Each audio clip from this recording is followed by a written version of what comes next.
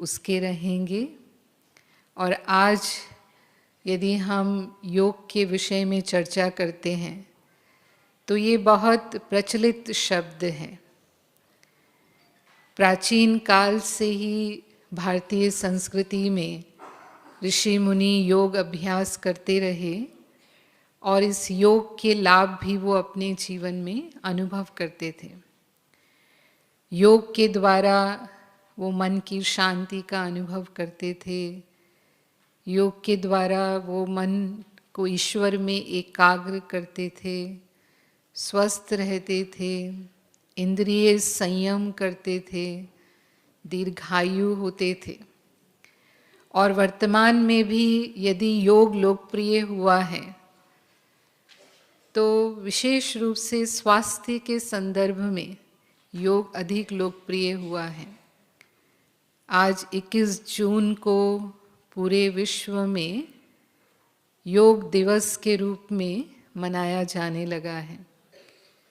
हमारे प्रधानमंत्री नरेंद्र मोदी जी के आह्वान पर संयुक्त राष्ट्र संघ ने इसे स्वीकार किया और उसे पूरे विश्व ने, मैं समझती हूँ कि अनेक धर्मों ने भी उसके लाभ को देखते हुए उसे स्वीकार किया है। वर्तमान जीवन शैली तनाव युक्त जीवन शैली है। भले ही आज हम सुख सुविधाओं के युग में हैं, साइंस एंड टेक्नोलॉजी की एज में हैं, लेकिन फिर भी जीवन में तनाव, चिंता, भय बढ़ते जाते हैं और हमें अवश्य कोई ऐसा उपाय चाहिए जिससे हम मन की शांति और सच्चा सुख अनुभव कर सकें। तो राजयोग अभ्यास, योग अभ्यास ही वो उपाय हैं जिनके द्वारा हम इस भाग दौड़ की जिंदगी में कुछ पल की शांति अपने जीवन में अनुभव कर पाते हैं। तो जब हम योग अभ्यास करते हैं तो इसका अर्थ ये नहीं कि जीवन में समस्याएं ही नहीं आएंगी। जीवन में समस्याएं तो आती ही हैं और आती ही रहेंगी, लेकिन उन समस्याओं के प्रति हमारे सोचने की दिशा बदलने की शक्ति हम में आ जाती है। तो वो परिस्थितियां हमें परिस्थितियां नहीं लगती, लेकिन वो हमें अवसर लगते हैं और हम उन्हें सहज पार कर जाते हैं। उसका अधिक प्रभाव हमारे ऊपर नहीं पड़ता है। योग अभ्यास करने से हमारा मन और शरीर रिलैक्स होते हैं। इसके द्वारा हम सकारात्मक दिशा अपने मन को दे पाते हैं। ये हमारी इच्छा शक्ति बढ़ाता है, हमारे मान्यताओं में परिवर्तन लाता है, शांति का अनुभव हम करते हैं, हमारी निर्णय शक्ति में वृद्धि होती है और अनेक संबंधों में जो मतभेद होते हैं उन्हें हम समाप्त करके संबंधों में सामंजस्य का अनुभव करते हैं। और राजयोग के अभ्यास द्वारा हमें अतीन्द्रिय सुख का अनुभव होता है। दो प्रकार के सुख हैं हमारे जीवन में। एक इंद्रिय सुख होते हैं जो इंद्रियों के माध्यम से हम अनुभव करते हैं, और दूसरा है आत्मिक सुख जिसे हम अतीन्द्रिय सुख कहते हैं, जो हम अपने भीतर उतरने पर अनुभव करते हैं। वो सुख हम राजयोग के द्वारा अनुभव करते हैं। योग शब्द संस्कृत भाषा का शब्द है जिसका अर्थ होता है संबंध, मिलन या कनेक्शन। जैसे हम वियोग हम अलग होने के अर्थ में प्रयोग करते हैं। सहयोग यदि हम कहते हैं तो जब दो व्यक्ति मिलकर कार्य करते हैं तो उसे सहयोग कहा जाता है। अचानक हमें कुछ प्राप्ति हो जाती है जो नहीं हो रही थी और हो जाती है तो उसे हम संयोग कहते हैं। तो जहाँ भी मिलने का अर्थ होता है वहाँ योग शब्द आता है, और ये कई स्तरों पर हो सकता है। भौतिक स्तर पर योग अर्थात दो वस्तुओं का मिलन। भौतिक पदार्थों को जब हम मिलाते हैं हम दही में चीनी या दूध में चीनी मिलाते हैं तो चीनी का गुण उनमें आ जाता है, तो वो भी एक योग है। ऐसे ही हाइड्रोजन ऑक्सीजन को हम मिलाते हैं, पानी बनता है जिसे हम यौगिक कहते हैं। आयुर्वेद में अनेक दवाओं का मिश्रण किया जाता है, उसे भी योग कहते हैं। तो ये भौतिक स्तर पर है, लेकिन मानसिक स्तर जो दूसरा स्तर है उसमें योग हम कहेंगे मन जहाँ जुड़ा हुआ है। मन किसी व्यक्ति से जुड़ा हो सकता है, किसी वस्तु की इच्छा में हो सकता है, या मन कर्म में भी लगा हुआ होता है। ये 3 स्थान है जहाँ हमारा मन जाता है, और इस स्तर पर हम सभी योगी हैं, क्योंकि कभी हम किसी व्यक्ति को याद कर रहे होते हैं, कभी हम किसी वस्तु की इच्छा कर रहे होते हैं, और अधिकतर समय हमारा मन कर्म में लगा हुआ होता है। लेकिन जो तीसरा स्तर है, आध्यात्मिक स्तर, उसका अर्थ है कि मन जब व्यक्ति वस्तु वैभव से निकलकर, कर्म से निकलकर जो सर्वोच्च और सर्वश्रेष्ठ शक्ति है, ईश्वर, प्रभु, परमात्मा, उसमें लग जाता है, उसमें एकाग्र होता है, तब हम उसे राज योग कहते हैं। राज शब्द यहाँ श्रेष्ठता का प्रतीक है, अर्थात सर्वश्रेष्ठ के साथ संबंध, सर्वश्रेष्ठ प्राप्ति कराने वाला संबंध। ऐसे तो हमारे सांसारिक संबंध भी हैं, लेकिन वो सब सांसारिक संबंध हमें जो प्राप्ति कराते हैं उसे हम सर्वश्रेष्ठ प्राप्ति नहीं कह सकते। हालांकि उन संबंधों में हमें प्राप्ति है, हमें प्रेम मिलता है, हमारी आवश्यकताएं पूरी होती हैं, हमें सहयोग मिलता है जब हमें उसकी ज़रूरत होती है, लेकिन ये परिवर्तनशील है।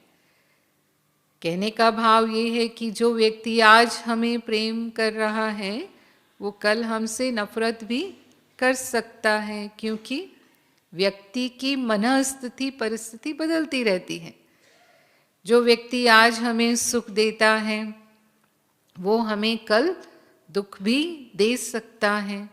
जो आज हमें सहयोग दे रहा है वो हमारी उपेक्षा भी कर सकता है। लेकिन ईश्वर सदा ही प्रेम का सागर है, वो सदा ही सुख दाता है, और वो सदा ही शांति का दाता है। इसलिए उस संबंध से हमें सदा ही ये प्राप्तियां होती हैं, और इसीलिए दुख के समय हम ईश्वर को याद करते हैं। हमारे सांसारिक संबंध होते हुए भी हमें ईश्वर की याद आती है। इसीलिए कहते हैं दुख में सिमरन सब करे, सुख में करे न कोई, और जो सुख में सिमरन करे तो दुख काहे को है। तो हम याद तो करते हैं अपने कष्टों के समय पर, दुख के समय पर, लेकिन हमारी एक शिकायत रहती है कि मन ईश्वर में नहीं लगता है, और सांसारिक विषयों के प्रति हमारी ये शिकायत नहीं होती, लेकिन ईश्वर में मन लगाने के प्रति हमारी ये शिकायत होती है कि मन भटक जाता है। तो उसका कारण है, और उसका सबसे बड़ा कारण है अज्ञान। हमें ईश्वर का सत्य ज्ञान नहीं है। जिस विषय का मन को ज्ञान नहीं है, मन उसमें नहीं लग सकता। जैसे हम जिन संबंधों में रहते हैं, जिनसे हम परिचित हैं, वही हमारी यादों के दायरे में होते हैं। नहीं तो इस संसार में अरबों लोग रहते हैं, हम सबको तो याद नहीं करते, क्योंकि उनसे हम परिचित ही नहीं हैं।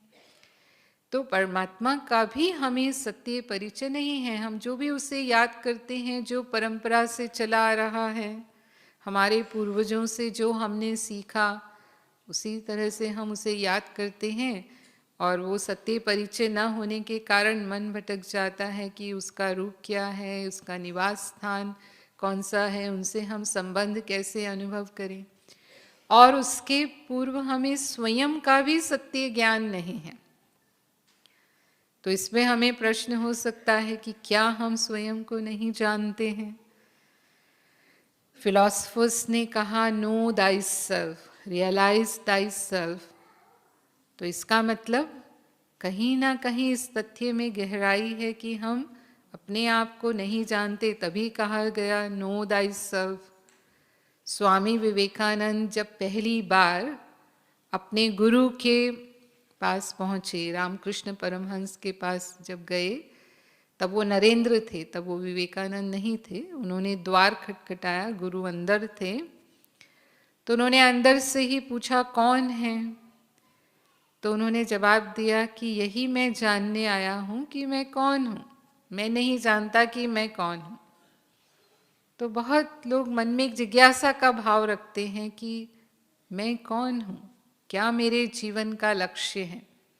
जैसे हम गीत में भी सुन रहे थे, सामान्यतः हम किसी से पूछते हैं तो हमें जवाब मिलता है बहन जी मेरा नाम ये है, हम ये व्यवसाय करते हैं, हमारी ये उपलब्धियां हैं।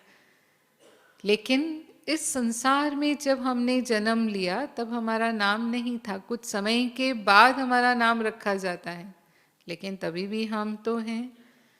जो व्यवसाय है वो भी हम काफ़ी वर्षों के बाद प्रारंभ करते हैं और उससे जो उपलब्धियां होती हैं वो भी काफ़ी समय के बाद होती हैं, लेकिन उसके पहले भी तो हम हैं। तो कौन है? तो ये हमारा बाह्य जगत, सांसारिक परिचय है। लेकिन हम केवल बाह्य जगत में नहीं जीते, हमारा अंतर जगत भी है। और जब हम अंतर जगत की ओर जाते हैं, उस अंतर जगत में विचार, भावनाएं, इच्छाएं, अनुभव, स्मृतियां, वृत्तियां, ये सब हैं। और इन सब को मिलाकर हम चेतना कहते हैं। अलग अलग लोग उसे अलग अलग नाम देते हैं, आत्मा, रूह, सोल, प्राण, स्पिरिट, कॉन्शियंस, ये सब हम अपनी चेतना को नाम देते हैं। और ये चेतना सूक्ष्म स्तर पर कार्य करती है, यानी हमें दिखाई नहीं देती है, हमारी आँखों की क्षमता से परे है, क्योंकि ये एनर्जी लेवल पर है। जैसे हम कहेंगे इलेक्ट्रिसिटी है, उसी से ये माइक चल रहा है, ये लैपटॉप चल रहा है, प्रोजेक्टर चल रहा है, कैमरा चल रहा है, लाइट चल रही है, लेकिन इलेक्ट्रिसिटी नहीं दिखाई दे रही। लेकिन उसके द्वारा जो कार्य संपादित हो रहे हैं उनसे हम अनुभव करते हैं कि हाँ इलेक्ट्रिसिटी है, तभी ये कार्य हो रहे हैं। और अगर इलेक्ट्रिसिटी नहीं होगी तो हम कितनी भी कोशिश कर लें, ये माइक नहीं चल सकता, कोई भी साधन काम नहीं करेगा। ऐसे ही आत्मा इस शरीर को जीवन दे रही है, वो प्राण ऊर्जा है और उसके द्वारा ही इस शरीर के सभी कार्य संपादित हो रहे हैं। मस्तिष्क सोच रहा है, आंखें देख रही हैं, मुख बोल रहा है, कान सुनते हैं, हृदय धड़कता है, फेफड़ों से हम श्वास लेते हैं। तो जब तक आत्मा है इस शरीर में तब तक ये जीवन चल रहा है। और जिस घड़ी आत्मा इस शरीर से अलग हो जाती है उसे ही हम मृत्यु कहते हैं। यानी अभी भी शरीर है लेकिन अब मस्तिष्क सोच नहीं सकता, अब आंखें खुली हैं तो भी देख नहीं सकती, हृदय है लेकिन अब वो पंप नहीं कर सकता। और आज हमारी विज्ञान की उपलब्धियां इतनी हैं कि अगर किसी मृत व्यक्ति के शरीर से अंग निकालकर उसे जीवित व्यक्ति में प्रत्यारोपित कर दिया जाए तो वो अंग कार्य करने लगते हैं। आँखें लोग नेत्र दान करते हैं, अपने गुर्दों का दान करते हैं, आज हृदय भी प्रत्यारोपित होता है। तो जब वो जीवित व्यक्ति में लगाया जाता है तब वो आँखें देखती हैं, वो गुर्दे काम करते हैं, वो हृदय कार्य करता है। तो क्यों मृत व्यक्ति में वो अंग कार्य नहीं कर पा रहे और एक जीवित व्यक्ति में जब उन्हें प्रत्यारोपित कर दिया जाता है तो वही अंग कार्य कर रहे हैं? क्योंकि उसमें वो प्राण ऊर्जा, वो आत्मा है जो उन अंगों के द्वारा कार्य कर रही है। तो life itself is the proof of soul. इस संसार में हम बहुत सारी चीज़ों को देख करके नहीं, अनुभव से ही जानते हैं। हवा को हम देखते नहीं हैं लेकिन अनुभव से हम जानते हैं। खुशबू को हम देखते नहीं हैं लेकिन अनुभव से हम समझते हैं गुलाब की खुशबू है, चमेली की खुशबू है, ये खाने की खुशबू है। आज अगर कोई नेत्रहीन व्यक्ति है और वो ये कहे कि मुझे ये संसार दिखाई नहीं देता है इसलिए संसार है ही नहीं, तो हम क्या समझेंगे? ये इनकी आंखों की कमजोरी है। ऐसा थोड़ी है कि संसार नहीं है। तो अगर हम आत्मा को देख नहीं सकते तो इसका अर्थ ये नहीं है कि आत्मा का अस्तित्व ही नहीं है, लेकिन वो हमारी नेत्रों की क्षमता से परे हैं। जैसे अणु परमाणु हमारी नेत्रों की क्षमता से परे हैं, तो हमें विशेष साधन प्रयोग करके उन्हें देखना पड़ता है। हम उन्हें अपनी आंखों से नहीं देख सकते। रोग पैदा करने वाले कीटाणु इतने सूक्ष्म होते हैं, इतने गंभीर रोग वो पैदा कर देते हैं, लेकिन दिखाई तो नहीं देते। वायरस जो होते हैं उन्हें भी शक्तिशाली माइक्रोस्कोप के माध्यम से ही देखा जा सकता है, लेकिन लक्षणों से डॉक्टर समझ जाता है कि ये बीमारी है, इस वायरस से ये बीमारी लगी है। तो आत्मा भी देखने योग्य नहीं है, लेकिन हमारे जीवन को संचालित करने वाली शक्ति वो मैं आत्मा हूँ। हम दो शब्दों का प्रयोग अपने जीवन में करते हैं, मैं और मेरा। सारे दिन में कितनी ही बार हम ये दो शब्द प्रयोग कर रहे होते हैं, तो उसमें मैं शब्द आत्मा का वाचक है और मेरा शब्द जो वस्तुएं, जो पदार्थ हम प्रयोग कर रहे हैं उसका वाचक है। जिस घर में हम रहते हैं उसके लिए हम कहेंगे ये मेरा घर है। शरीर के लिए भी हम कहते हैं ये मेरा शरीर है।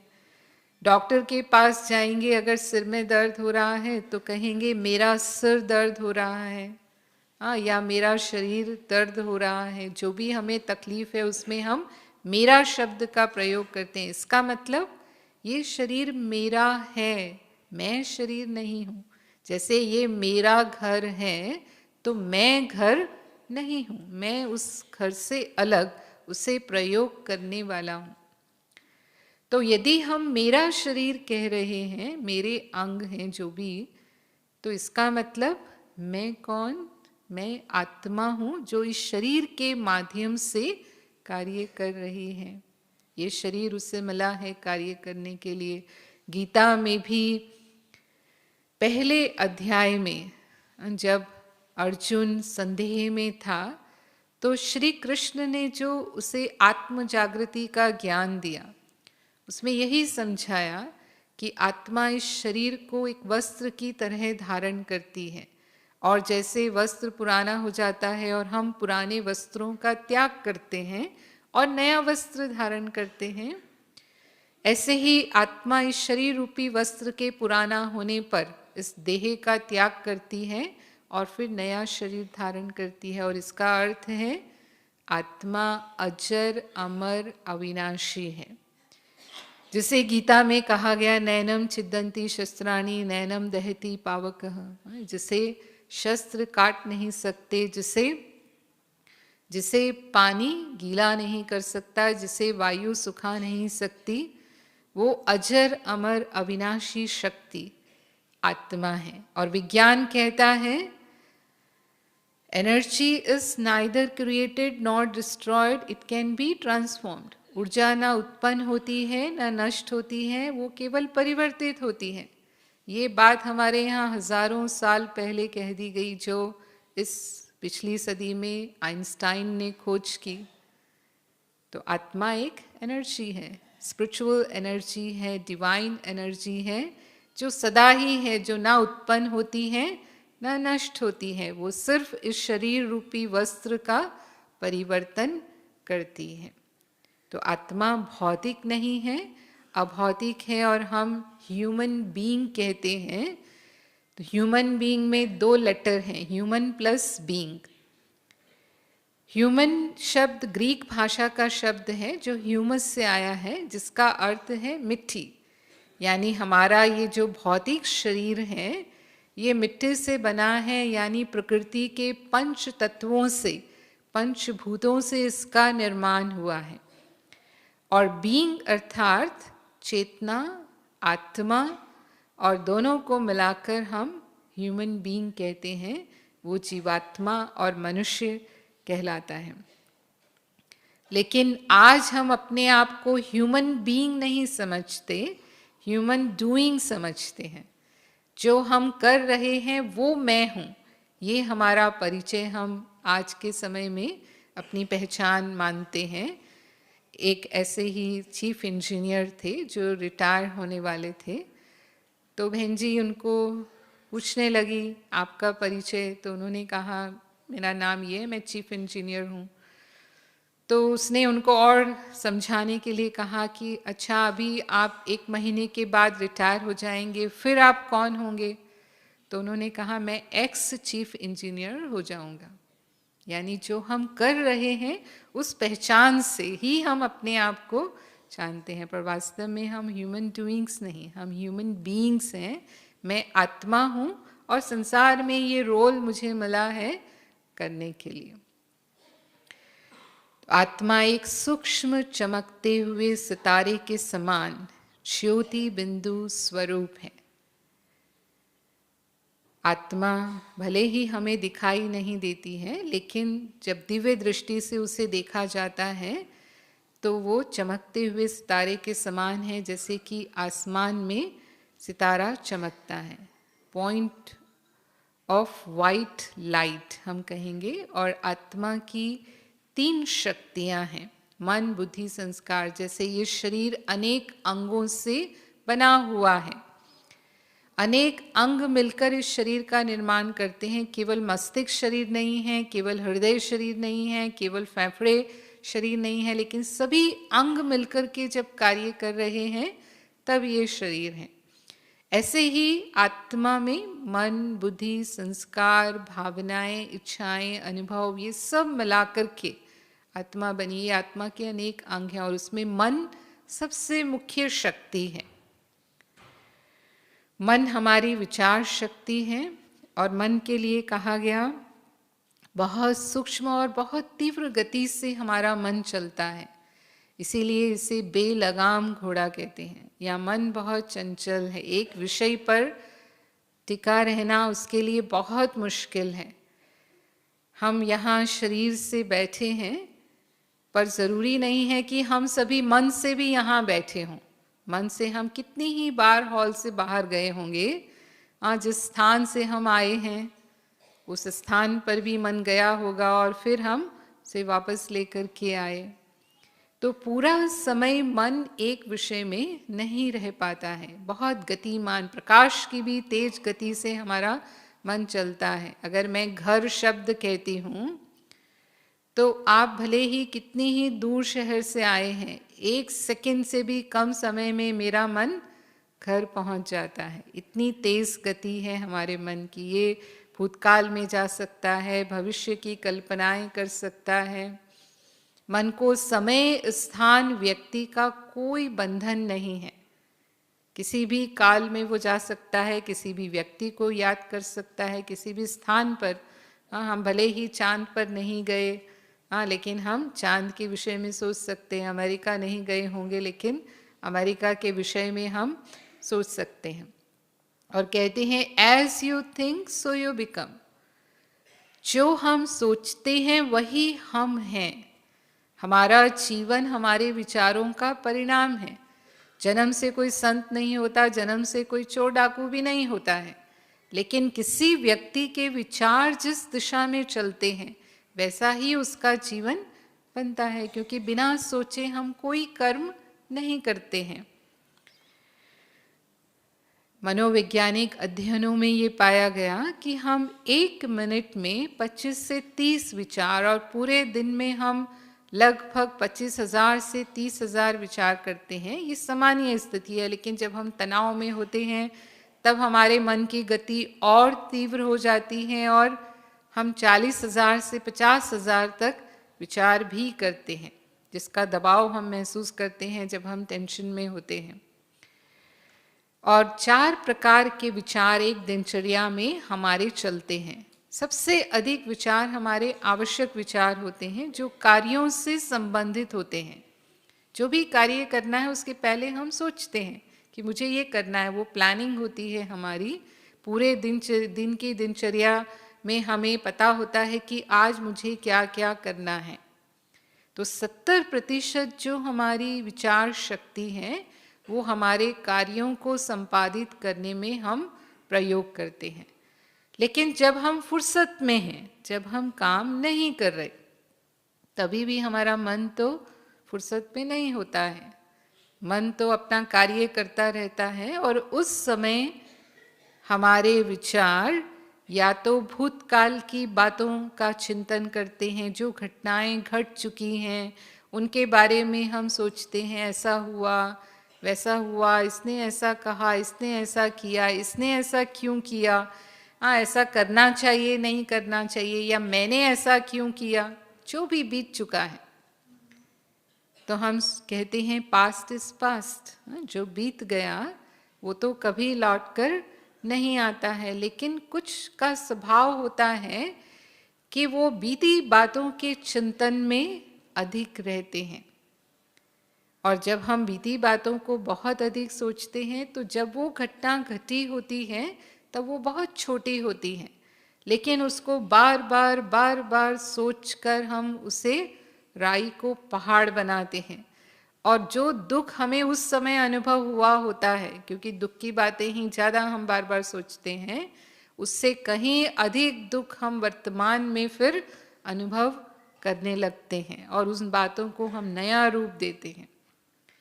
कुछ लोग भविष्य की चिंताओं में रहते हैं, क्या होगा, कैसे होगा, जैसा हम सोचते हैं वैसा होगा कि नहीं होगा। कई प्रकार की असुरक्षा भविष्य की, उसको लेकर के चिंताएं करना वर्तमान में। तो past is history, future is mystery and present is gift.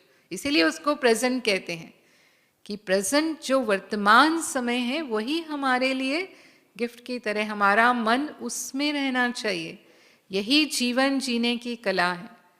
तो अगर मन बहुत भूतकाल की बातों में जाता है तो मन को वहाँ ही फुल स्टॉप कर देना है कि ये बीत चुका है। अगर उससे हमने कुछ सीखा है उससे हम वर्तमान में प्रयोग करें, लेकिन उन बातों का बार बार चिंतन न करें। तीसरे प्रकार के जो विचार हैं वो हैं नेगेटिव थॉट्स, जिन्हें हम बुरे विचार, कुविचार कह सकते हैं। ये विचार हमारे मन में बहुत कम चलते हैं।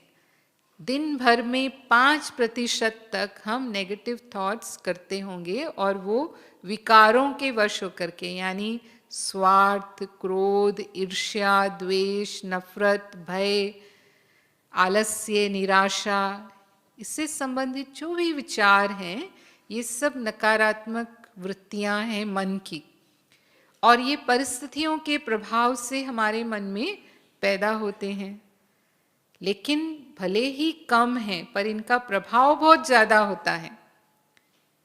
यानी विष की तरह ये विचार हमारे लिए कार्य करते हैं। जैसे विष की कोई भी बूंद किसी भी चीज़ में पड़ जाती है तो वो पूरी चीज़ समाप्त हो जाती है, हम उसका प्रयोग नहीं कर सकते। जीवन समाप्त करने के लिए भी ज़्यादा विष की आवश्यकता नहीं होती। तो ऐसे ही जब ये विचार हमारे मन में आते हैं तब हमारे मन की सुख शांति को पूरी तरह समाप्त कर देते हैं, मन कमज़ोर पड़ने लगता है। मानो हम गुस्सा करते हैं, एक बहुत सामान्य सी नेगेटिव हमारी इमोशन है कि हमें गुस्सा आता है, किसी ने मेरी बात नहीं मानी, हाँ किसी ने मुझसे झूठ बोल दिया, या किसी ने मेरा अपमान कर दिया, किसी ने गुस्सा ही कर दिया मानो मेरे ऊपर, या धोखा दे दिया, कोई भी ऐसा कारण बना और मुझे गुस्सा आया। हमने गुस्सा किया तो हम कितना समय गुस्सा करते हैं? सारे दिन तो हम गुस्सा नहीं करते हैं। क्या हम सारे दिन गुस्सा कर सकते हैं? हम कुछ मिनट में बोलते हैं। मनोविज्ञान कहता है क्रोध थोड़े समय का पागलपन है, एंगर इज टेम्परेरी इंसैनिटी। और क्रोध में हम ऐसे बोलते हैं जैसे एक पागल व्यक्ति बोलता है, जिसे ये मालूम नहीं होता कि मैं क्या बोल रहा हूँ। ऐसे हम भी ऐसे शब्द कई बार मुंह से निकालते हैं जो हमें नहीं कहने चाहिए, और वो दूसरों को दुख पहुंचाते हैं। और इसीलिए कहते हैं तलवार का घाव भर जाता है लेकिन जबान का घाव नहीं भरता। कहने वाला शायद भूल जाता है लेकिन सुनने वाला नहीं भूल पाता, और इसका असर हमारे संबंधों पर आता है। संबंधों में प्रेम समाप्त, और कई बार संबंध टूट भी जाते हैं, और उसका असर हमारे अपने मन और तन पर भी आता है।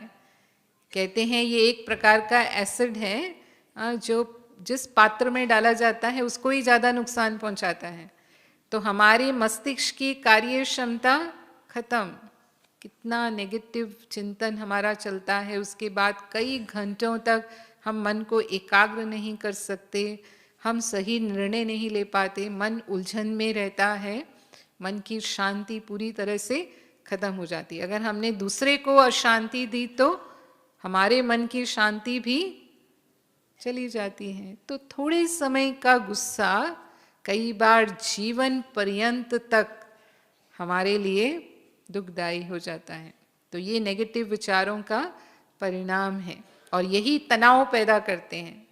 जब भी मन नेगेटिव थॉट्स में होता है तभी हम स्ट्रेस महसूस करते हैं, हम इमोशनली अनस्टेबल होते हैं, और उसका असर हमारे पूरे शारीरिक तंत्र पर पड़ता है।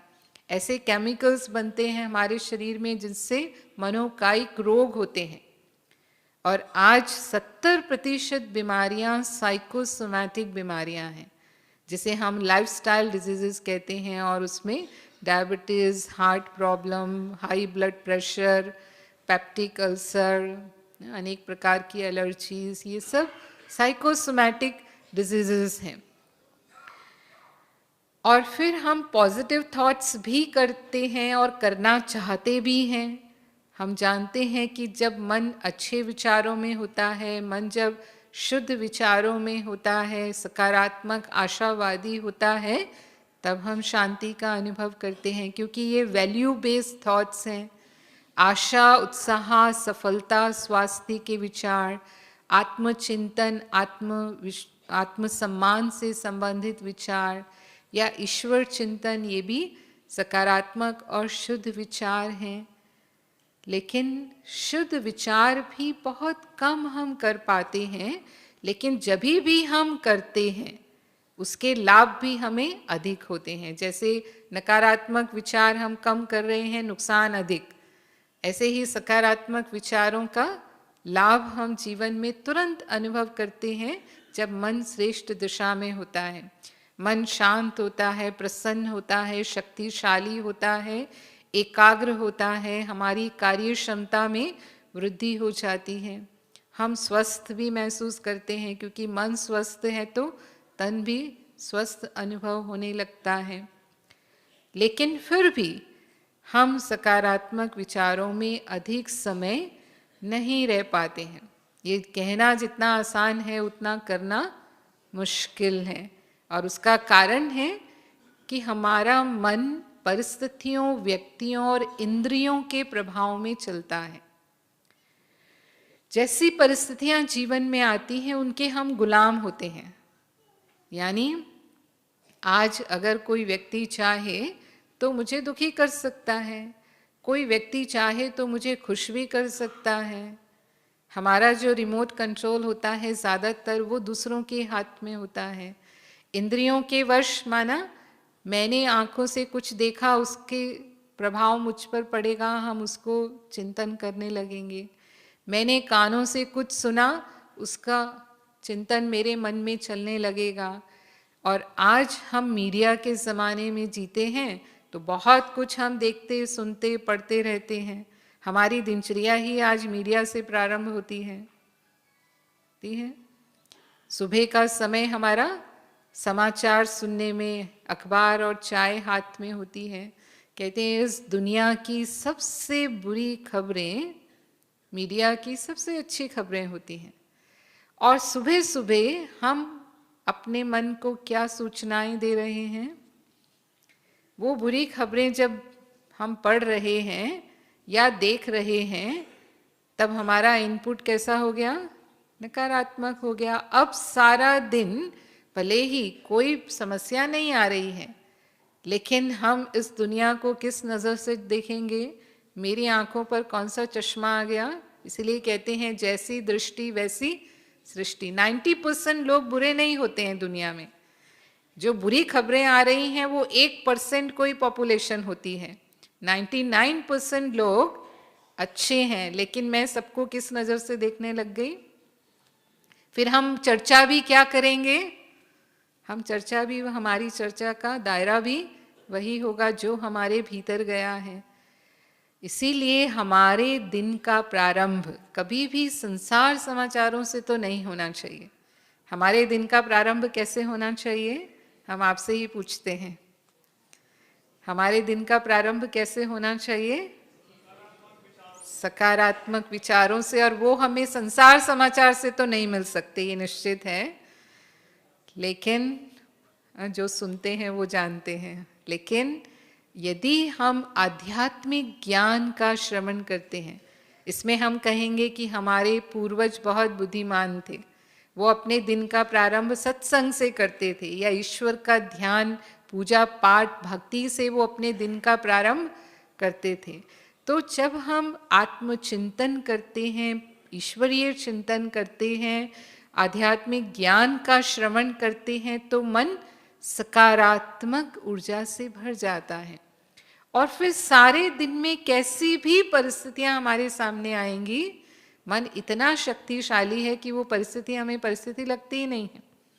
जैसे मानो हम इस हॉल में बैठे हैं और बाहर बहुत गर्मी है, लेकिन अगर ये हॉल एयर कंडीशन है तो बाहर कितनी भी गर्मी है, हम तो गर्मी प्रूफ हैं, क्योंकि इस हॉल में वो कूलिंग सिस्टम है। ऐसे ही अगर मेरा मन शक्तिशाली है तो बाहर की परिस्थितियां कैसी भी हैं, यानी कितनी भी गर्मी पैदा करने वाली हैं, लेकिन मेरे मन के लिए वो कवच का काम करेगा। मन तक उसका प्रभाव नहीं के बराबर होगा, और अगर आ भी जाता है तो बहुत सहज हम उस प्रभाव को समाप्त कर पाएंगे। यानी शांति, धैर्य, आत्मबल का जीवन जीना हमारे लिए सहज हो जाता है। तो सकारात्मक विचार हमें प्रयास से लाने पड़ते हैं। बिना प्रयास के जब तक हम अपने मन को समय नहीं देंगे, तब तक हम वो सकारात्मक विचार पैदा नहीं कर सकते। इस संसार में भी यदि हम एक भौतिक क्षेत्र में भी कुशलता लानी है, श्रेष्ठता लानी है, तो हमें अभ्यास करना पड़ता है। किसी भी क्षेत्र में हम यूं ही कुशल नहीं हो जाते। आज एक खिलाड़ी अगर खेल में गोल्ड मेडल जीतना चाहता है तो प्रतिदिन घंटों वो अभ्यास करता है, तब जाकर के वो गोल्ड मेडल जीत सकता है। ऐसे ही अपने मन को हम कुछ समय दें, उसे ही हम मेडिटेशन कहते हैं। वो मनन चिंतन, श्रेष्ठ चिंतन, शुद्ध चिंतन जब हम प्रतिदिन करते हैं, तब हमारे मन का स्वभाव बदलने लगता है, तब हमारे मन पर हमारा नियंत्रण होने लगता है, और हम जिस दिशा में अपने मन को चलाना चाहें, उस दिशा में अपने मन को हम चला सकते हैं। एक बार ऐसे ही एक राजा ने ऐसे महसूस किया कि मेरे पास सब कुछ है, लेकिन फिर भी मेरा मन बहुत अशांत रहता है, बहुत जल्दी मैं परेशान हो जाता हूँ, दुखी हो जाता हूँ। तो वो उनके राज्य में एक पहुँचे हुए सिद्ध पुरुष आए। वो गए उनके पास राजा, और उनको कहा कि महात्मन, यदि आप इस राज्य के लिए कुछ कर सकते हैं तो सबसे पहले आप मेरे लिए कीजिए। मेरा मन बहुत अशांत है, इसे आप शांत कर दीजिए, यही आपकी सिद्धि की सफलता होगी। तो उन्होंने कहा कि ठीक है, लेकिन ये काम मैं अभी नहीं करूँगा, तुम सुबह 4 बजे आओ मेरे पास और अपने मन को भी ले आना।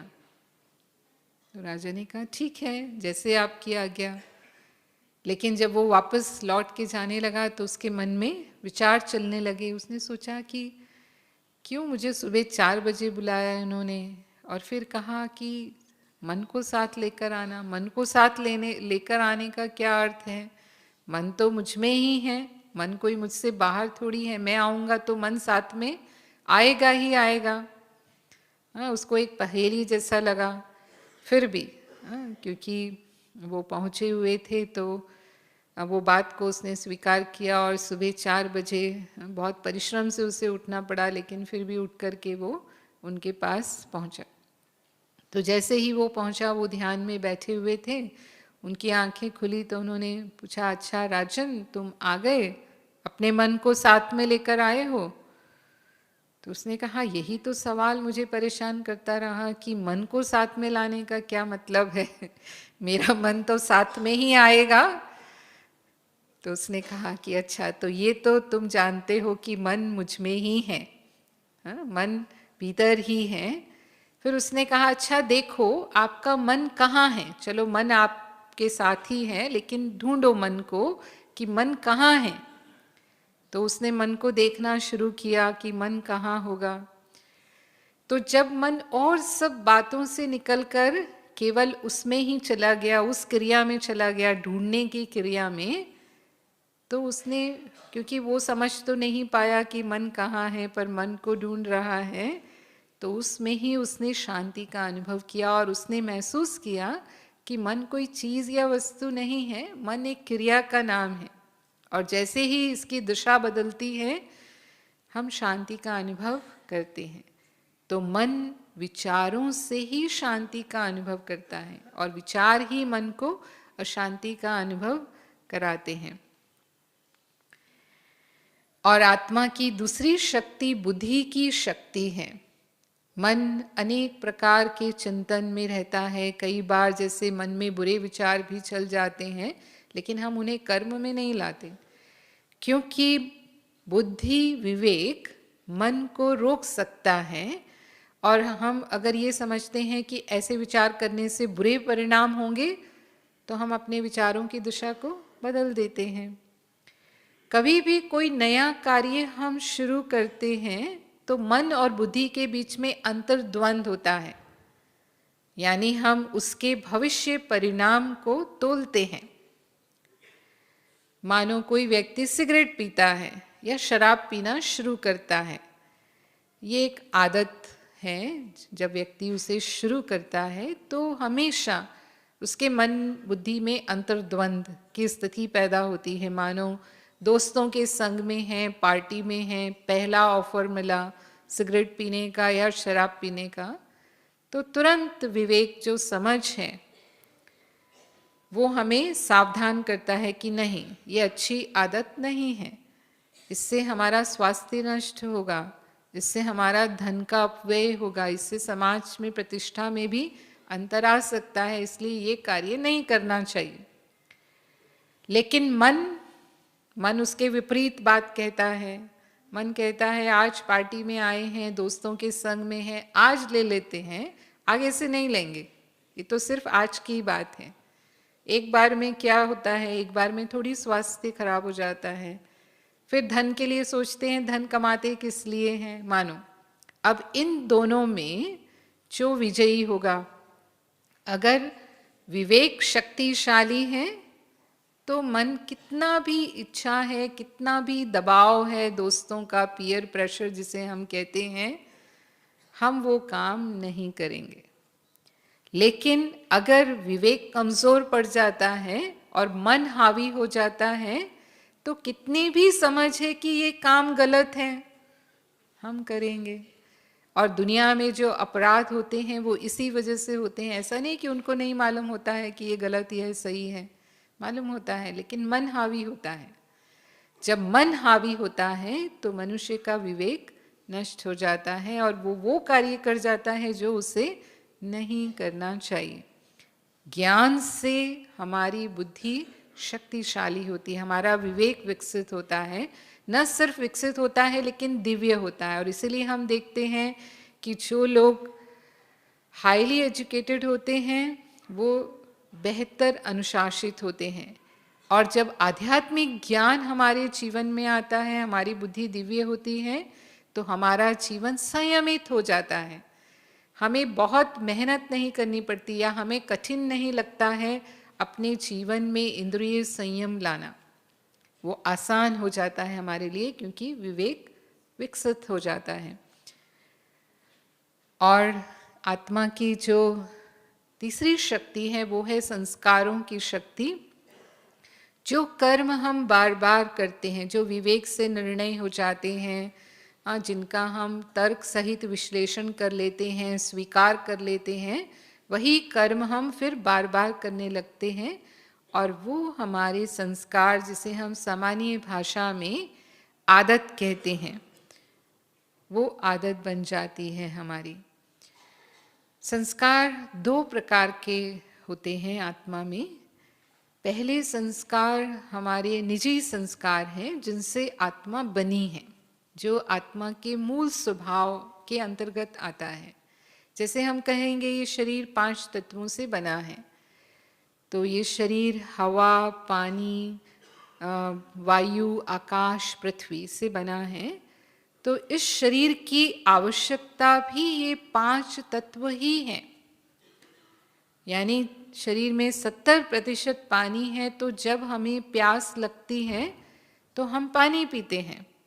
कोई और तरल हमारे लिए पानी का काम नहीं कर सकता। मानो कोई हमें केरोसिन दे या पेट्रोल दे और कहे कि ये आप पी लो और अपनी प्यास बुझा लो, वो हमारे लिए पॉइजन हो जाएगा। जल माना जल, क्योंकि हमारे शरीर की बनावट में जल है, तो वही मेरी आवश्यकता है। ऐसे ही हमें ऑक्सीजन चाहिए। अनेक गैसेस हैं वायुमंडल में, लेकिन हम ऑक्सीजन लेते हैं। ऑक्सीजन ही जीवनदायिनी है। अगर ऑक्सीजन नहीं मिलेगा तो हम 5 मिनट से अधिक जीवित नहीं रह सकते। कार्बन डाइऑक्साइड या नाइट्रोजन या सल्फर डाइऑक्साइड और जो गैसेस हैं वो हमारे लिए पॉइजन है। 5 मिनट भी उन्हें लिया तो जीवन समाप्त। ऐसे ही आत्मा के ये 7 निजी गुण, मूल गुण हैं: ज्ञान, प्रेम, सुख, शांति, आनंद, पवित्रता, शक्ति। और यही हमारी आवश्यकता है। यानी हमारे जीवन में हम इन्हीं को चाहते भी हैं। हम कहेंगे कि हम ज्ञान वृद्धि हो जीवन पर्यंत, ऐसा प्रयास करते हैं। और ज्ञान जीवन में अनेक प्रकार का है। ऐसे तो आज विज्ञान का युग है, इंफॉर्मेशन टेक्नोलॉजी की एज, इंफॉर्मेशन एक्सप्लोजन है बहुत। लेकिन फिर भी हम प्रार्थना करते हैं, तमसो माँ ज्योतिर्गमय, अस्तो माँ सद्गमय, मृत्यु माँ अमृतगमय। हे ईश्वर, मुझे अंधकार से प्रकाश की ओर ले चलो, मुझे असत्य से सत्य की ओर ले चलो, मुझे मृत्यु से अमृतत्व की ओर ले चलो। तो क्या अंधकार है? इसे अज्ञान को अंधकार की तुलना की गई है और ज्ञान को प्रकाश कहा गया है। तो कौन से ज्ञान का प्रकाश? जो हमें असत्य से सत्य की ओर ले जाता है। तो जो कमी है वो आध्यात्मिक ज्ञान की कमी है, जो हमें ज्ञान का तीसरा नेत्र प्रदान करता है, जो हमें जीवन के सत्यों का परिचय कराता है। और नहीं तो किसी ने कहा कि इस संसार में जितना भी ज्ञान है, उन पुस्तकों को अगर जलाया जाए तो उससे प्रकाश कम होगा, गर्मी ज़्यादा होगी। कौन सी गर्मी? अभिमान की गर्मी ज़्यादा होगी और जीवन के व्यवहार समझ का जो प्रकाश है वो कम होगा। तो आध्यात्मिक ज्ञान हमारे जीवन को में सत्यों से परिचय कराता है। तो वो ज्ञान हम चाहते हैं अपने जीवन में। और दूसरा है प्रेम। प्रेम आत्मा का स्वभाव है और इसीलिए प्रेम से जब हम जीवन जीते हैं, सभी से प्रेम से रहते हैं, सबसे हमें प्रेम मिलता है तो हमें बहुत सहज लगता है। लेकिन अगर इसके विपरीत व्यवहार होता है, कोई हमें अपमान करता है या कोई हमसे नफरत करता है, तो यदि हमारी मजबूरी है तो हम उनके साथ समय व्यतीत करेंगे, और अगर नहीं तो हम उस स्थान को छोड़ देंगे, उस व्यक्ति को भी हम छोड़ देंगे, क्योंकि वो हमें पसंद नहीं है। किसी को भी नफरत, अपमान, दुर्व्यवहार पसंद नहीं आता है, क्रोध पसंद नहीं आता है। प्रेम आत्मा का स्वभाव, और इसलिए हम देखते हैं कि इतिहास में ऐसे अनेक चरित्र हुए जिन्होंने प्रेम के लिए महलों का भी त्याग कर दिया। आज हम कई बार देखते हैं कि माता पिता बहुत व्यस्त होते हैं, वो बच्चों को समय ही नहीं दे पाते। जो प्रेम बच्चों को मिलना चाहिए वो नहीं मिलता है, तो उनको जहाँ प्रेम मिलता है वहाँ चले जाते हैं। माता पिता की वो भौतिक सुविधाएं, धन जो मिल रहा है उसका भी महत्व नहीं होता उनके लिए। प्रेम के पीछे वो माँ बाप को, अपने घर को भी छोड़कर चले जाएंगे, क्योंकि प्रेम आत्मा का स्वभाव है। और ऐसे ही हमें शांति पसंद है, हम सभी शांति चाहते हैं, इसलिए शांति के स्थान हमें सुकून देते हैं। चाहे हम वो प्रकृति में जाएं, चाहे हम किसी आश्रम में जाएं, चाहे हम मंदिर में जाएं, पर ये वातावरण की शांति है जो अल्पकाल के लिए हमें शांति का अनुभव कराती है। कई बार लोग कहते हैं संसार में युद्ध का न होना ही शांति है, तो क्या ये शांति हम चाहते हैं, या हम ये शांति चाहते हैं कि मेरे जीवन व्यवहार कर्म में सदा मन शांत बना रहे? तो हम ये शांति चाहते हैं, और ये शांति हमें बाहर से नहीं मिल सकती। कोई शांति बाजार में नहीं खरीदी जा सकती, लेकिन शांति मन की स्थिति है, हमारे भीतर ही है, जो हम विचारों से हम अनुभव कर सकते हैं जब हम मन को सही सकारात्मक दिशा देते हैं। एक बार ऐसे ही एक किसान, उसकी जो ज़मीन थी वो बंजर ज़मीन थी। उसने बहुत खेती करने का प्रयास किया, बहुत कर्ज भी लिया उसके लिए, लेकिन वो उसमें असफल रहा, तो बहुत कर्जदार हो गया। तो वो खेती पर, अपनी ज़मीन पर जब बैठा था तो बहुत निराशा में वो अपने जीवन को समाप्त करने का सोचने लगा। जैसे आजकल हम सुनते हैं कि कई किसान जो हैं वो आत्महत्या कर लेते हैं। तो ऐसे ही वो सोच रहा था, और उतने में कोई इंजीनियर्स जो हैं वो उस ज़मीन का सर्वे कर रहे थे उस एरिया में, और जब वो उस किसान की ज़मीन पर पहुँचे तो उनको उस ज़मीन में कुछ संभावना दिखाई दी, और उन्हें लगा कि इसके नीचे तेल हो सकता है, जिस तेल की हम खोज कर रहे हैं वो इस ज़मीन के नीचे हो सकता है। तो उन्होंने उसको पूछा, उस किसान से, कि ये क्या तुम्हारी ज़मीन है? तो उसने कहा हाँ मेरी ज़मीन है। तो उसने कहा कि हमें इस ज़मीन पर कुछ सर्वे करना है, यदि तुम्हारी इजाज़त हो तो हम इसका सर्वे करना चाहते हैं। उसने कहा हाँ ठीक है करो, मेरे लिए तो ये कोई काम की ज़मीन नहीं है। तो उन्होंने सर्वे किया, तो सर्वे में उनको ये निश्चित हो गया कि इसके नीचे काफ़ी तेल है, और अगर यहाँ पर हम प्लांट लगाएंगे तो हर दिन कई गैलन तेल हमें इससे मिल सकता है। तो उन्होंने उस किसान को ऑफर दिया कि अगर तुम ये ज़मीन हमें बेचोगे तो हम कई लाख तुम्हें इसका रुपया देंगे। तो वो किसान तो बहुत खुश हो गया कि जो ज़मीन मेरे कोई काम की नहीं है, बंजर ज़मीन है, जिसके लिए मैं अभी यही सोच रहा था कि अब मैं क्या करूं, मैं अपना जीवन समाप्त करूं, इतना कर्ज है मेरे ऊपर, ये तो भगवान ने जैसे मुझे लॉटरी दे दी, और जैसे कहते हैं जब भगवान जब देता है तो छप्पर फाड़ कर देता है, ऐसा उसे अनुभव हुआ। तो उसने बहुत सहज, बहुत खुशी से कहा कि ये बंजर ज़मीन है, आप जो भी करें ठीक है, मैं तैयार हूँ। तो उसको वो लाखों रुपए मिले, लेकिन जो संपदा थी वो ज़मीन के भीतर थी, ऊपर से तो वो बंजर ज़मीन थी। तो ऐसे ही ये गुणों की संपदा हमारे भीतर है, ये आत्मा के निजी गुण हैं जिन्हें हम भीतर से अनुभव कर सकते हैं, ये हमें बाहर से नहीं मिलते हैं। शांति, सुख, आनंद हम तलाशते हैं बाहर, कि बाहर से हमें खुशी मिल जाए, बाहर से हमें सुख मिल जाए, लेकिन वो तब तक मिलता है जब तक मेरा मन सुखी है, क्योंकि ये मन की स्थिति है। आज हम किसी पार्टी में गए, बहुत आनंद मिल रहा है, हमें बहुत स्वादिष्ट भोजन भी परोसा जाता है, बहुत खुशनुमा माहौल भी होता है, और उसी समय किसी ने मुझे खबर दे दी कि आपका एंड सो जो नियर एंड डियर है उसकी डेथ हो गई है। अब क्या वो पार्टी मुझे आनंद देगी? क्या वो स्वादिष्ट भोजन मुझे अब स्वादिष्ट लगेगा? लगेगा, क्योंकि मेरा मन बदल गया।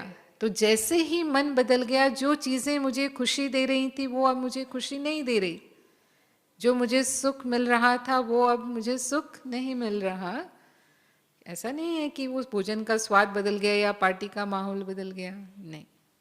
इसीलिए कई बार हम बहुत आरामदायक बिस्तर पर सोए हुए होते हैं, लेकिन हमें नींद नहीं आ रही है क्योंकि मन अशांत है। वो आरामदायक बिस्तर भी मुझे आराम नहीं दे रहा है क्योंकि मन अशांत है। और मन शांत होगा तो आप कहीं भी सो जाएंगे, बहुत गहरी नींद में सो जाएंगे। तो ये मन की स्थिति है, हमारे भीतर की स्थिति है। और जब हम योग अभ्यास करते हैं तो अपने भीतर से हम इन गुणों को अनुभव करते हैं और वो हमारे निजी जीवन व्यवहार में आने लगते हैं। ऐसे ही आत्मा का स्वभाव शक्ति है, पवित्रता है, आनंद है। हम सब परमात्मा से शक्तियों की कामना करते हैं, इतनी शक्ति हमें देना दाता। हम भगवान के लिए गाते हैं। कोई भी मनुष्य कमजोरी नहीं चाहता है अपने जीवन में, हम सब शक्ति चाहते हैं। किसी भी रीति से यदि हम कमज़ोर पड़ते हैं, चाहे वो शारीरिक स्तर पर है, चाहे वो बौद्धिक स्तर पर है, चाहे वो सामाजिक स्तर पर है, तो हम तुरंत उस कमज़ोरी को दूर करने का प्रयास करते हैं। शक्ति आत्मा का स्वभाव है, वही उसे चाहिए। ऐसे ही पवित्रता हमारा स्वभाव है। हम सभी शुद्धि पसंद करते हैं, सच्चाई, ईमानदारी पसंद करते हैं। ये पवित्रता के परिचायक हैं। और जो व्यक्ति इसके विपरीत होते हैं वो हमें पसंद नहीं आते। हम उन पर विश्वास कर पाते हैं जो मन से सच्चे हैं, ईमानदार हैं। भले ही कई बार हम सच्चे ईमानदार नहीं होंगे, लेकिन हम दूसरों से क्या अपेक्षा करते हैं? दूसरों से क्या अपेक्षा करते हैं? अगर वो हमारे साथ धोखा करें या चालाकी करें या हेरा फेरी करें तो क्या हमें पसंद आता है? नहीं पसंद आता। भले हम सच्चाई के रास्ते पर शायद नहीं चल पा रहे, लेकिन दूसरों से तो हमारी यही अपेक्षा रहती है कि हमारे आसपास के लोग तो इसी तरह के होने चाहिए, क्योंकि वो आत्मा का स्वभाव। एक चरित्रवान व्यक्ति है, एक संत है, उसके पैरों में भी हम पड़ जाएंगे। लेकिन जो चरित्रहीन है, जो चोर हैं, मना बेईमान हैं, उनसे हम नफरत करते हैं, क्योंकि वो आत्मा का स्वभाव नहीं है। आत्मा का स्वभाव पवित्रता है। और ऐसे ही आनंद में रहना, खुशी में रहना, उसके लिए जीवन पर्यंत हम अनेक कर्म करते हैं। हम जो भी धन कमाते हैं, साधन जुटाते हैं, मित्रों में रहते हैं, परिवार बनाते हैं, लोग समाज सेवा करते हैं, तीर्थ करते हैं, दान पुण्य करते हैं। सब प्रयास हैं हमें जीवन में अधिक से अधिक सुख मिले, अधिक से अधिक शांति मिले। लेकिन ये बाह्य प्रयास हैं और वो तभी सफल होते हैं जब हम अपने भीतर में पहले उसे अनुभव करते हैं। तो राजयोग के अभ्यास के द्वारा हम आत्मा के ये निजी गुण अनुभव करने लगते हैं, वो विकसित होने लगते हैं और फिर व्यवहार में भी वो आने लगते हैं। नहीं तो विकारों के प्रभाव से हमारे ये निजी गुण दब जाते हैं। काम, क्रोध, लोभ, मोह, अहंकार वो हमारे प्रेम, शांति, आनंद और शक्ति के गुणों को कमजोर करते हैं। दूसरे प्रकार के संस्कार हैं एक्वायर्ड संस्कार, जो हमारे कर्मों से बने हुए संस्कार हैं। जो कर्म हम बार बार करते हैं वो संस्कार का रूप लेते हैं। और इसमें 4 प्रकार के संस्कार हैं। उसमें सबसे पहले हैं जो परवरिश से हमको मिलते हैं, जो वातावरण से मिलते हैं, जो संग से मिलते हैं। और इसीलिए कहते हैं a man is known by the company he keeps. मनुष्य की पहचान उसके संग से होती है। कई बार बहुत बुरे संस्कारों के व्यक्ति जब अच्छे संग में आते हैं, जब उन्हें सत्संग मिलता है, तो उनकी बुराई समाप्त हो जाती है। जैसे हम डाकू वाल्मीकि की कहानी सुनते हैं कि वो जब एक साधु के संगत में आए तो डाकू वाल्मीकि से वो रत्नागर से संत बन गए, वाल्मीकि बन गए। वो थे डाकू रत्नागर लेकिन बन गए संत वाल्मीकि। और ऐसे ही डाकू अंगुलीमाल जब महात्मा बुद्ध के संपर्क में आए तो इतने खूंखार डाकू से वो महान भिक्षु बन गए। और कुछ अच्छे लोग जब बुरे संग में आ जाते हैं तो उनकी अच्छाइयाँ समाप्त हो जाती हैं, वो उसी रंग में रंग जाते हैं। तो अच्छा व्यक्ति बुरा बन सकता है, बुरा व्यक्ति अच्छा बन सकता है। ये संग का इतना प्रभाव होता है, इससे कहते संग का रंग लग जाता है। और कुछ संस्कार हमें पूर्व जन्मों से प्राप्त होते हैं। कई बार हम देखते हैं कि बहुत छोटे छोटे बच्चे एक्स्ट्राऑर्डिनरी टैलेंट्स का प्रदर्शन करते हैं कि वो सभी को आश्चर्य में डाल देते हैं। 5 साल का बच्चा शास्त्रों के श्लोक सुना सकता है। अभी एक खबर थी कि 12 साल की बच्ची, उसने ग्रेजुएशन कर लिया और अब IAS की तैयारी कर रही है। ऐसे ही कुछ कम उम्र में इतने अच्छे गायक हो जाते हैं, अलग अलग क्षेत्रों में प्रतिभाएं वो प्रदर्शन करते हैं। तो ये पूर्व जन्म के संस्कार हैं। इस जन्म में उनका कोई विशेष अभ्यास नहीं होता है, लेकिन जैसे ही उन्हें वो फील्ड मिलता है तुरंत उनकी वो प्रतिभा सामने आ जाती है। कई बार हम देखते हैं एक ही घर में बच्चे हैं, 2 बच्चे हैं, 3 बच्चे हैं, वातावरण समान है, संग समान है, शिक्षा भी समान है, एक ही स्कूल में पढ़ने जाते हैं, भोजन भी समान है, माता पिता की बच्चों के प्रति एक ही जैसी भावना होती है, फिर भी हर एक बच्चे का स्वभाव अलग है। एक बच्चा स्वभाव से शांत है, स्टूडियस है, ओबीडियंट है, आपको उसके लिए कुछ नहीं करना पड़ता। लेकिन दूसरा बिल्कुल विपरीत स्वभाव का है, आप कितनी भी कोशिश करते हैं, पढ़ने में उसकी रुचि नहीं है, आपका कहना नहीं मानता है। 14 साल की उम्र तक पूर्व जन्म के संस्कार हावी रहते हैं। हम कितना भी प्रयास करते हैं, आप बहुत समझाएंगे उनको, लेकिन फिर भी थोड़े समय के लिए वो दब जाएंगे, फिर से वैसे के वैसे हो जाएंगे, जब तक कि वो खुद रियलाइज नहीं करते कि इनके ये संस्कार इनके भविष्य जीवन को कमज़ोर कर सकते हैं। और कई बार वो अपने फिर जीवन में परिवर्तन लाते हैं, क्योंकि संस्कारों को हम परिवर्तन कर सकते हैं। हालांकि एक विशियस साइकिल हो जाता है, कुचक्र हो जाता है, जिसे तोड़ना, आदतों के कुचक्र को तोड़ना बहुत मुश्किल है। लेकिन जहाँ सेल्फ रियलाइजेशन और दृढ़ता है, विल पावर है, वहाँ हम अपने संस्कारों में परिवर्तन ला सकते हैं। और इसलिए हम देखते हैं इस संसार में जो महान हस्तियाँ हुई, उन्होंने उस विल पावर, दृढ़ता के बल पर, अपने आध्यात्मिकता के बल पर जीवन में उन लक्ष्यों को प्राप्त किया जो असंभव थे। महात्मा गांधी 25 साल की उम्र में मोहनदास से महात्मा गांधी बनते हैं। एक मदर टेरेसा जो साधारण नन थी, वो 60 वर्ष की उम्र में संत टेरेसा बनती हैं। और विवेकानंद की भी प्रतिभा को हम सब जानते हैं। तो कितनी भी विपरीत परिस्थितियां रही समाज की, लेकिन अपनी इच्छा शक्ति, दृढ़ता के बल पर उन्होंने अपने उस असंभव लक्ष्य को भी प्राप्त किया।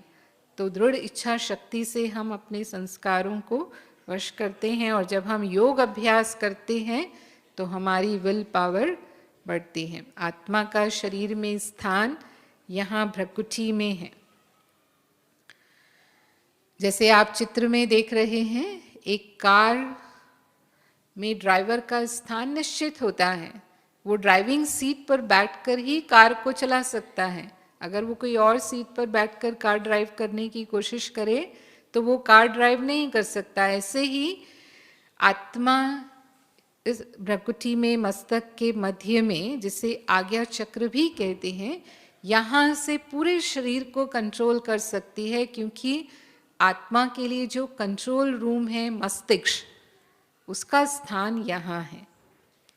जैसे कंप्यूटर को चलाने के लिए एक ऑपरेटर चाहिए, कंप्यूटर में सारे प्रोग्राम्स हैं लेकिन वो ऑपरेट तब होंगे जब तक ऑपरेटर उसे ऑपरेट करे।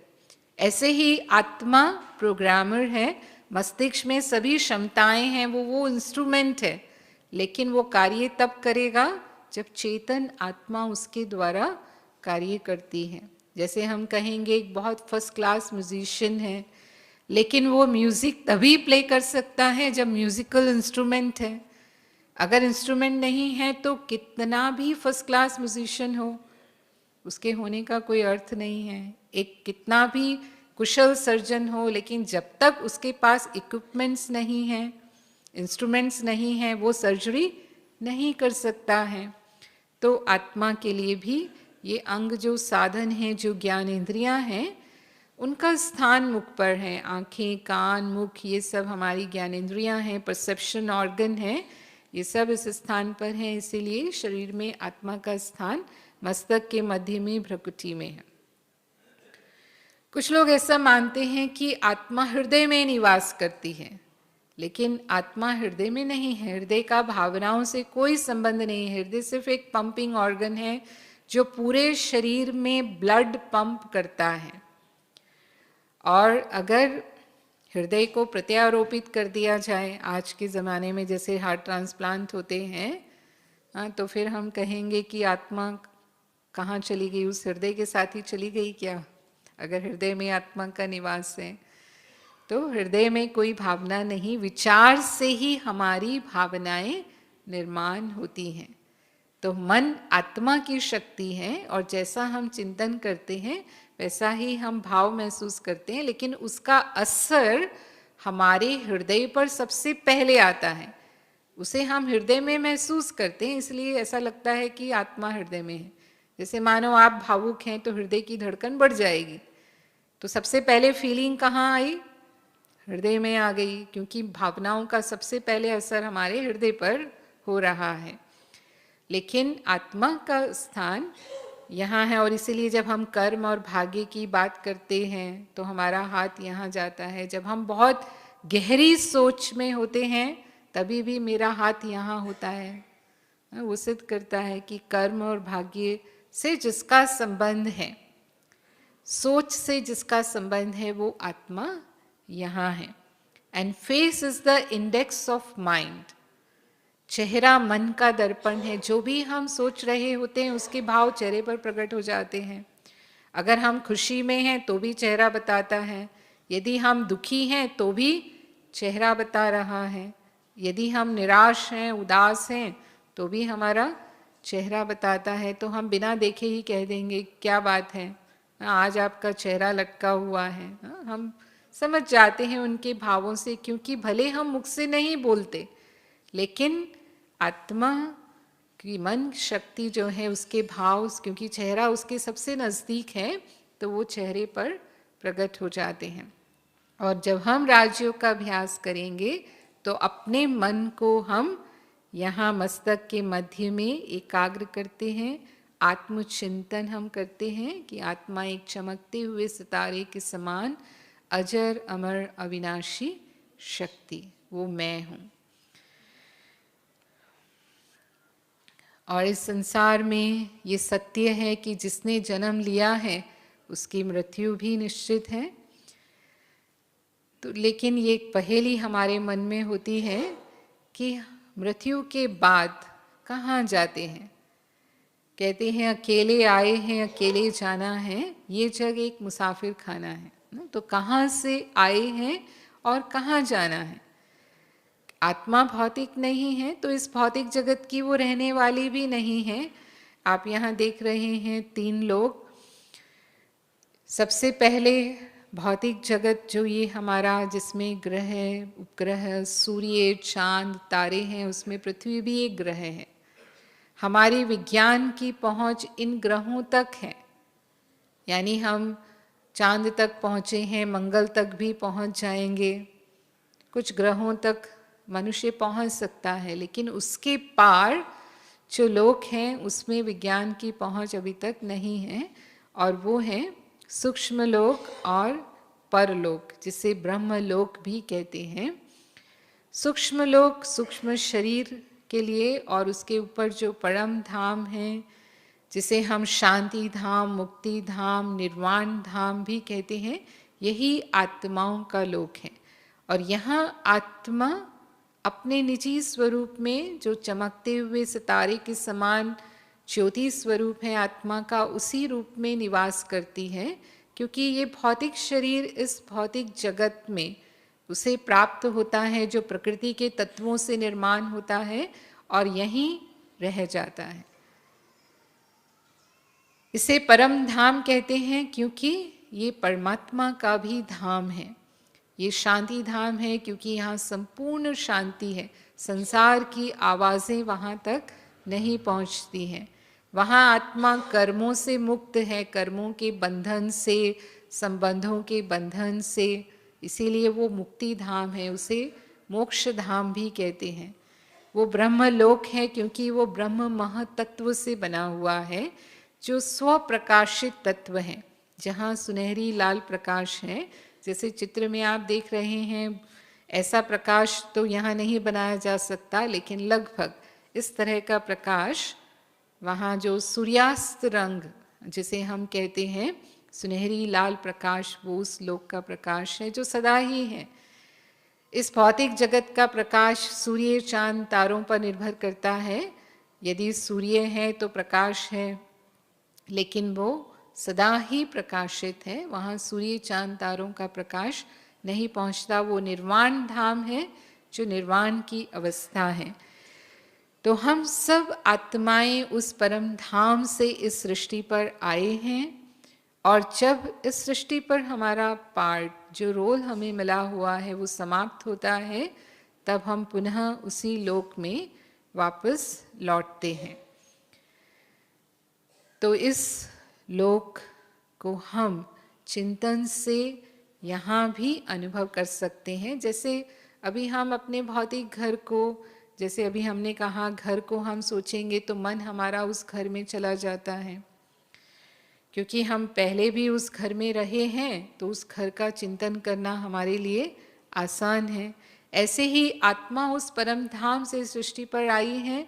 जब ये ज्ञान हमें प्राप्त होता है, तब हम चिंतन से यहाँ बैठे हुए भी उस परम धाम को अनुभव करते हैं। तो राजयोग में हम अपने मन को इस भौतिक जगत से पार, सूर्य, चांद, ग्रह उपग्रहों से पार परम धाम में स्थित करते हैं, जो हमारा असली घर है, जो हमारा निज धाम है।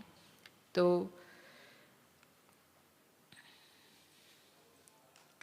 कुछ समय के लिए हम ये चिंतन अभ्यास करेंगे, लेकिन कई बार हमारे मन में ये प्रश्न उठ सकता है कि आत्मा का ज्ञान होने से हमें जीवन में क्या लाभ होने वाला है।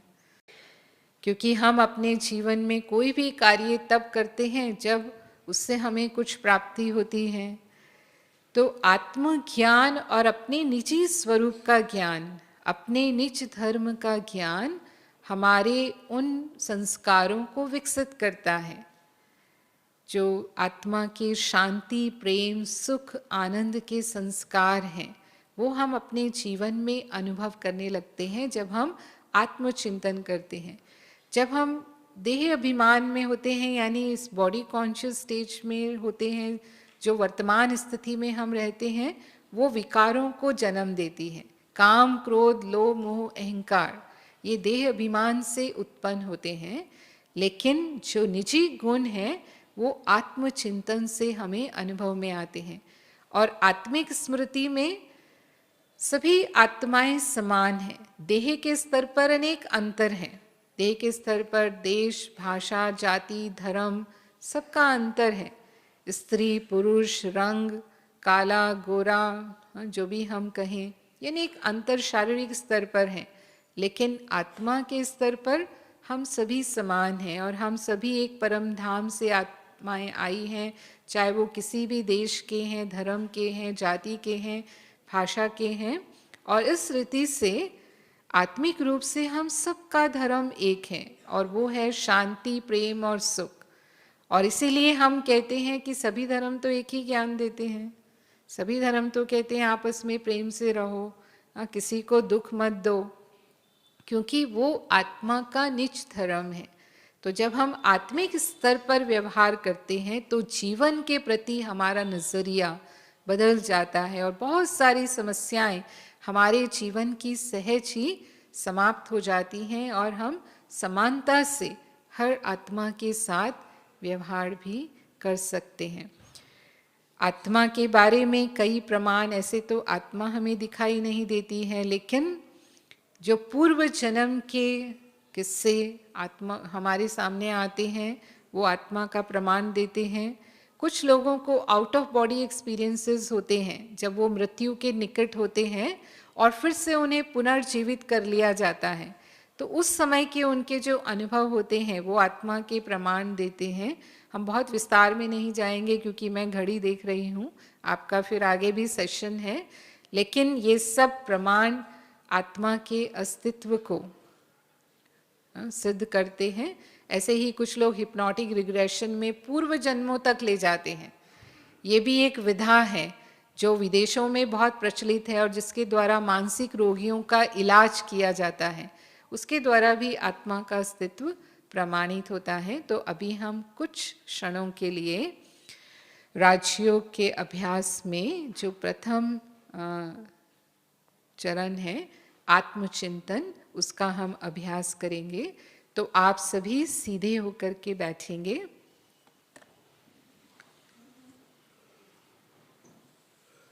आपके हाथ में जो भी अगर कुछ डायरी पेन है, मोबाइल है, उनसे अपने को फ्री करें और रिलैक्स होकर के बैठें। मन का ध्यान अन्य सभी प्रभावों से निकाल करके, विचारों से निकाल करके, जैसा चिंतन मैं आपको देती हूँ उस दिशा में मन को ले जाने का प्रयास करें। हो सकता है ये मुश्किल होगा, लेकिन कोशिश करें और उन्हें अनुभव भी करें।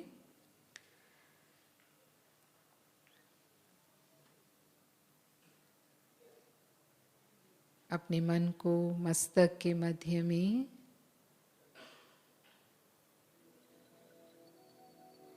अपनी आत्मा पर केंद्रित करें। मैं एक चैतन्य शक्ति, दिव्य शक्ति आत्मा हूँ।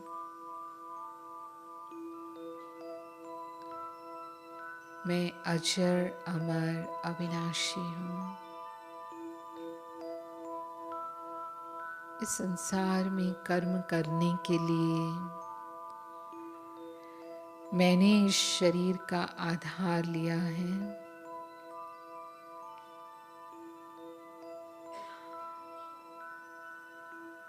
इन कर्मेंद्रियों के द्वारा मैं कर्म करती हूँ।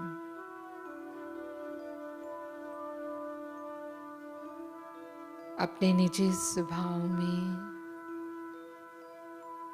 मैं शांत स्वरूप हूँ। शांति ही मेरा धर्म है। शांति मुझे पसंद है। मैं सत्य चित आनंद स्वरूप हूँ।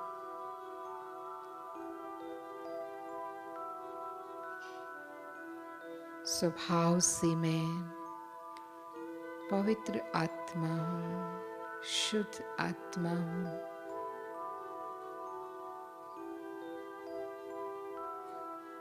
मैं प्रेम स्वरूप हूँ। मेरा निज धाम सूर्य चांद तारों से भी पार परम धाम है।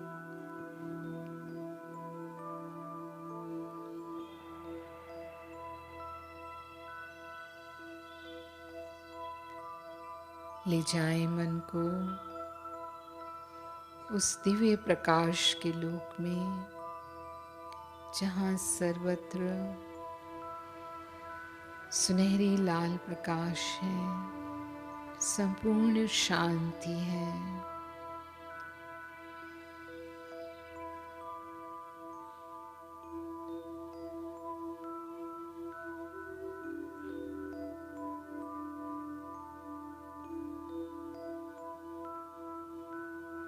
मैं आत्मा यहाँ मुक्ति की अवस्था में हूँ।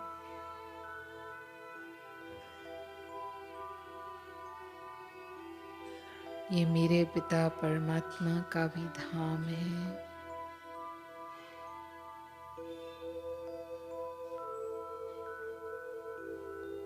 सर्व देह और देह के बंधनों से मुक्त मैं एक सच्ची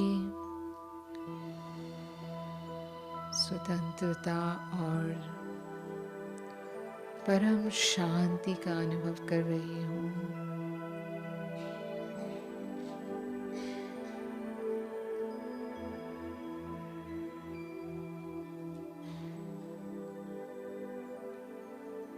मैं एक शांत स्वरूप आत्मा हूँ, शक्ति स्वरूप आत्मा हूँ,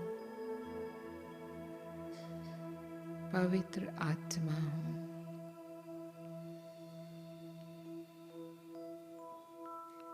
और अब पुनः स्वयं को मस्तक के मध्य में अनुभव करें और पूरा दिन समय समय पर ये अभ्यास मन को दें कि मैं आत्मा चमकते हुए सितारे के समान इस प्रकृति में विराजमान हूँ और शरीर के माध्यम से कर्म कर रही हूँ। ओम शांति शांति शांति।